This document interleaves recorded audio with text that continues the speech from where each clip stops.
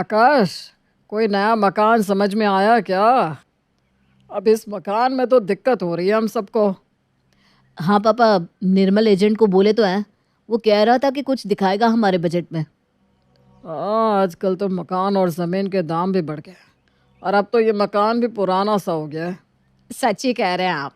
अब तो आकाश की भी शादी हो गई है और जल्द ही रिया के लिए भी रिश्ता देखेंगे।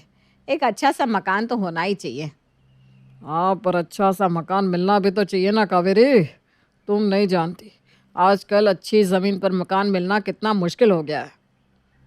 पापा सही कह रहे हैं माँ जी। आजकल मकान और ज़मीनों के दाम तो जैसे आसमान छू रहे हैं। आम आदमी के लिए तो ये सब लेना जैसे एक सपना सा ही हो गया है। हाँ, निर्मल ढूंढ तो रहा है जहाँ ज़मीन भी अच्छी हो या मकान भी, जिससे हमारे दोनों काम हो जाए। हाँ, चलो देखते हैं कब और कहाँ हमें किस्मत ले जाती है। श्याम कुमार का परिवार एक अच्छा सा मकान देख रहा था, जो एक अच्छी ज़मीन पर भी हो और किफ़ायती भी। निर्मल एजेंट ने उन्हें काफ़ी सारी ज़मीनें दिखाई, पर उन्हें कुछ खास समझ में नहीं आई। कहीं ज़मीन अच्छी थी तो उसका दाम ज़्यादा था, तो कहीं कुछ। लेकिन आज निर्मल ने एक खुशखबरी देने के लिए आकाश को फ़ोन किया था।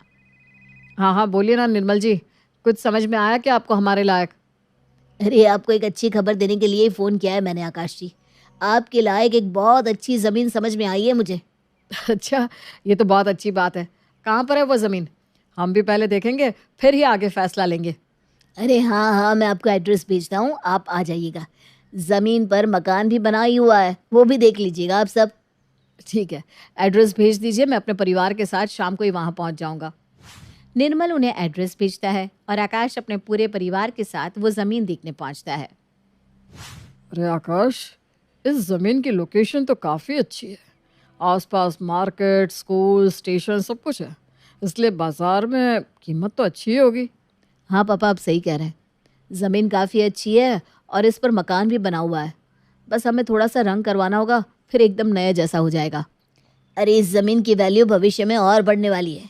बस इस मकान को थोड़ा सा रंग रोगान करवा दीजिए, थोड़ा सा खर्च कर दीजिए और ज़मीन तो ज़मीन, ये मकान भी आपका हो जाएगा। वो तो है, आजकल ऐसी ज़मीनें मिलती कहाँ हैं जहाँ आसपास ही सब कुछ हो, और आसपास का एरिया भी इतना विकसित हो रहा है। यहाँ की कीमत तो भविष्य में बढ़ने ही वाली है आकाश। सच में इसके आसपास सब कुछ है, मार्केट, मॉल, स्कूल, गार्डन भी। ऐसी ज़मीन तो फिर कहीं नहीं मिलेगी हमें। माँ जी सही कह रही हैं, हम औरतों को भी सब कुछ आसपास ही मिल जाएगा। हाँ भैया, मेरा कॉलेज भी यहाँ से पास में ही पड़ेगा। अरे इस ज़मीन के पीछे तो कई लोग पड़े हैं। अगर आप नहीं खरीदेंगे जल्दी तो कोई और खरीद लेगा। अब आप जैसा कहे, बताइए क्या करना है। नहीं नहीं नहीं आकाश बेटा, इस ज़मीन को हाथ से नहीं जाने देना है। मैं तो कहता हूँ जितनी जल्दी हो सके इसे ले लेते हैं। हाँ पापा, ये ज़मीन तो हमें काफ़ी सस्ते में पड़ रही है, हमें इसे हाथ से नहीं जाने देना चाहिए। श्याम कुमार और उसके परिवार को ज़मीन काफ़ी पसंद आई थी, क्योंकि इसके आसपास ज़रूरत की हर चीज़ मौजूद थी। इसलिए उन्होंने बिना समय गंवाए ज़मीन को ले लिया और घर का रंग रोगन भी करवाना शुरू कर दिया। पापा, मैंने ज़मीन पर जो घर है उसका रंग रोगन करवाना शुरू कर दिया है। बस कुछ ही दिनों में हम वहाँ रहने जा सकते हैं। अरे वाह, ये तो बहुत अच्छी बात है। हम तो सोच रहे थे पता नहीं कैसे मिलेगी ज़मीन, मकान कितनी महंगी होगी। यहाँ तो हमारा सारा काम आसानी से हो गया। हाँ हाँ बिल्कुल। और वो मकान भी छोटा कहाँ है, काफ़ी बड़ा है। अच्छे से रंग हो जाएगा तो नए जैसा ही लगेगा। हमारे सारे रिश्तेदार तो ऐसे ही जल जाएंगे हमें देखकर कि हमें इतनी सस्ती ज़मीन मिल कैसे गई। हाँ भाई, अब हर किसी की किस्मत है अपनी अपनी। हमारे नसीब में इतनी अच्छी ज़मीन लिखी होगी तो मिल गई, नहीं तो लोगों को ना तो ज़मीन अच्छी मिलती है ना ही घर। हमें तो दोनों कौड़ियों के भाव में मिल गए। श्याम कुमार और पूरा परिवार अपनी नई ज़मीन और मकान को लेकर बहुत ज़्यादा खुश था और उनके मकान के रंग का काम भी अब पूरा ही हो चुका था और अब वो रहने के लिए बिल्कुल तैयार थे। अरे हाँ हाँ माथुर जी, हम आ गए हैं हमारे नए घर में। अरे क्या आलीशान घर है सच में। अब आपको क्या ही बताऊं। आप ज़मीन तो देखिए, इस घर की क्या लोकेशन है, क्या आसपास के नज़ारे हैं। मज़ा ही आ गया सच में। और वो भी हमें तो इतनी सस्ती मिली है कि हमारा तो जैसे कुछ खर्चा ही नहीं हुआ समझिए। घर बिल्कुल शानदार है। अच्छा, मैं आपको बाद में कॉल करता हूँ। अरे क्या हुआ? अरे ये देखिए ना, इन सारी अलमारियों में तो दीमक लगे हुए हैं। सारा लकड़ा खा रहे हैं, ये तो सब कुछ खराब हो चुका है। हाँ, ये दीमक तो घर के हर कमरे की अलमारियों में है और रसोई घर में भी है। हाँ, सब कुछ फिर से बदलना पड़ेगा। इनको फिर से बनवाना पड़ेगा, नहीं तो ये तो पूरा घर ही खा जाएंगे पापा। हाँ, वो तो अब करना ही पड़ेगा। ठीक है, वो हमारे पुराने मिस्त्री हैं, उनसे मैं कह देता हूँ कि वो घर का सारा फर्नीचर बदल दे और नया बना दे। तब तक तो रसोई में भी नहीं जा सकते पापा जी। ठीक है, जब तक ये सारा काम नहीं हो जाता खाना बाहर से मंगवा लेते हैं। इस पूरे घर का नया फर्नीचर बनवाने में कम से कम 1 लाख तक तो जाएगा पापा। अरे कोई बात नहीं बेटा, एक बार फर्नीचर बन गया तो फिर कोई दिक्कत नहीं, फिर तो आराम से रहेंगे। मैं मिस्त्री को बोल देता हूँ। श्याम कुमार ने मिस्त्री को बुलवाकर घर का सारा फर्नीचर बदलने को कह दिया। जब ये काम चल रहा था तब तक खाना भी बाहर से आ रहा था, लेकिन काम कम होने की बजाय बढ़ता ही जा रहा था। अरे भैया, इस रूम की तो कुर्सियाँ भी बदलनी पड़ेगी और बिस्तर भी। इसे भी पूरा दिमाग खा गया है। ठीक है, अब खराब हो ही गया है तो बदल दो, और क्या कर सकते हैं। ठीक है। रसोई की खिड़कियां भी नई करवानी पड़ेगी, उनमें भी दिमाग लग गया है। हाँ, अब करवा ही लेते हैं पापा। दीमक के साथ तो घर में नहीं रह सकते। जितना काम है उस हिसाब से तो 3 लाख तक का खर्चा हो ही जाएगा। हाँ पापा, सही कहा आपने। लेकिन चलो, एक बार बन गया तो फिर तो कोई खर्चा नहीं है। हाँ, सही बात है।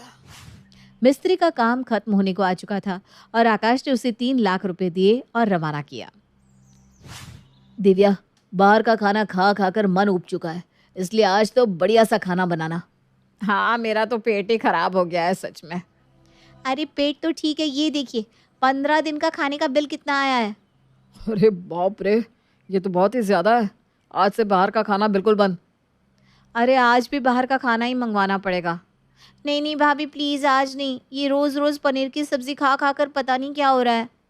हाँ बहू, आज तो कुछ हल्का फुल्का सा ही घर का खाना, दाल चावल ही बना दे। हाँ भाई, कई दिनों से दाल चावल नहीं खाए, आज फिर से बाहर के खाने की बात मत करना बहू। अरे आप सब मेरे साथ आइए, मैं आपको कुछ दिखाती हूँ। दिव्या सबको अपने साथ रसोई में ले जाती है और दिखाती है कि वहाँ की तो गैस लाइन ही टूटी हुई थी। अरे इस बात पर तो हमारा ध्यान ही नहीं गया, मैं अभी इसे ठीक करवाता हूँ। लगता है आज भी बाहर से ही खाना ऑर्डर करना पड़ेगा।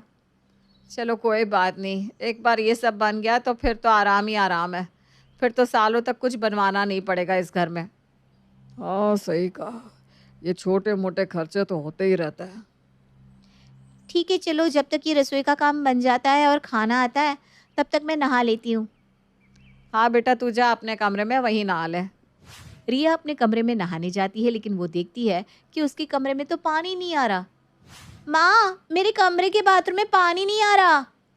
अरे पानी तो इस बाथरूम में भी नहीं आ रहा है। पता नहीं पानी क्यों नहीं आ रहा। मैं देखता हूँ, शायद कुछ पता चल जाएगा।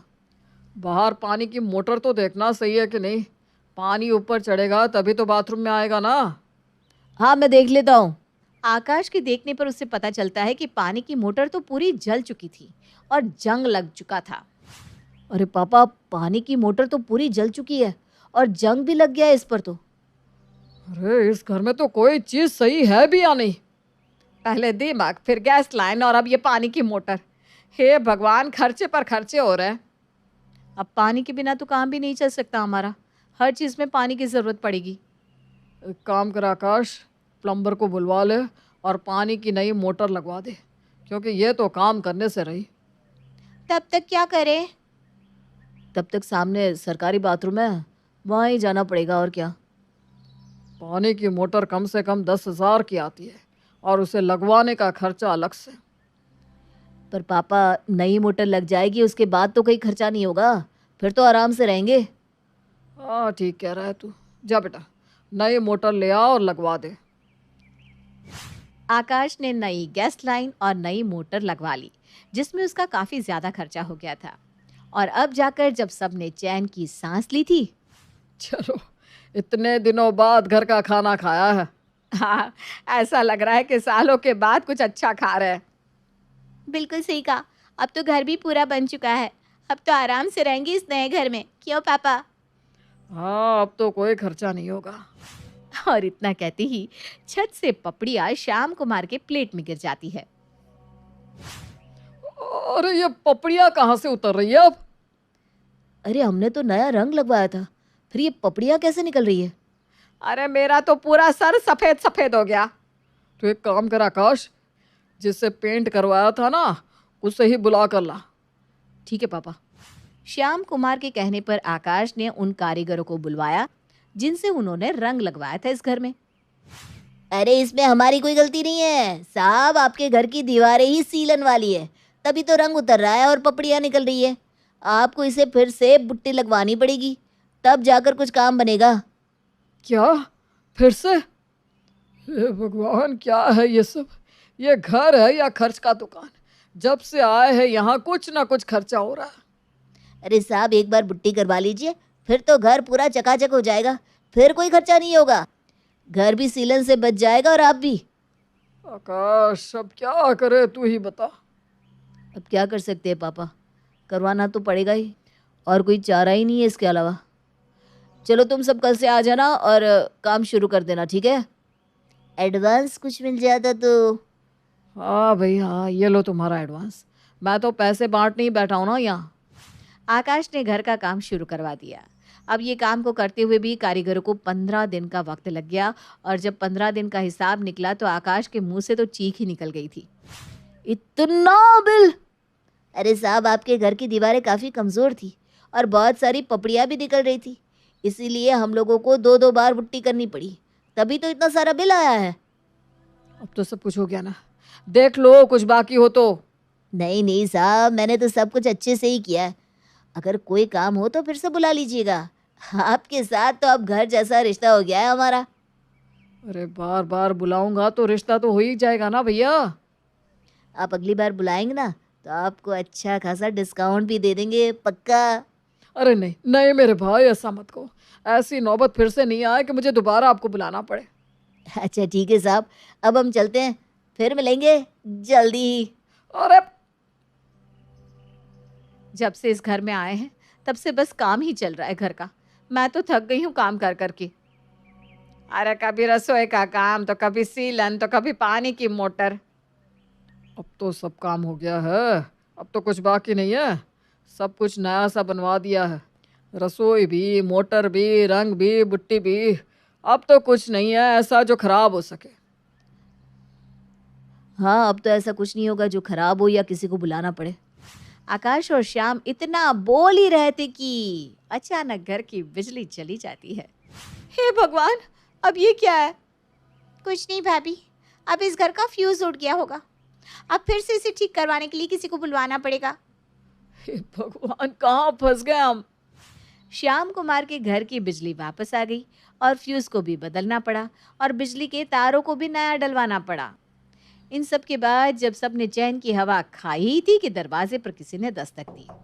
अरे माथुर, आओ आओ, भाभी जी भी है साथ में, आइए आइए। अरे सोचा तुम तो इस आलीशान घर में आकर हमें भूल ही गए हो, तो हम ही तुमसे मिल ले। अरे नहीं नहीं, ऐसी कोई बात नहीं है। अब इस नए घर ने हमें कहीं का नहीं छोड़ा है। क्या? अब मेरा मतलब है इस घर को छोड़ने का मन ही नहीं करता, क्या बताएं। आप सबको तो बड़ा ही मज़ा आता होगा ना यहाँ। इतनी अच्छी ज़मीन मकान इतने कम दाम में मिल गया। इतना मज़ा आता है कि रोना ही आ जाता है आंटी जी। क्या मतलब बेटा? मतलब कि खुशी के आंसू आ जाते हैं आँख में। हाँ जानकी। अच्छा अच्छा। आप बताइए अंकल, आप कैसे आज अचानक यहाँ? अरे मुझे ना तुम लोगों से कुछ पूछना था। हाँ हाँ पूछिए ना अंकल। यहीं पास में मुझे भी एक अच्छी ज़मीन बड़े सस्ते दाम में मिल रही है, मकान भी बनाई हुआ है। मैं सोच रहा हूँ कि वही ले लेता हूँ। नहीं नहीं नहीं नहीं नहीं। तो आपको कितने में पड़ी है आपकी ज़मीन? हमें ज़रूर बताइएगा।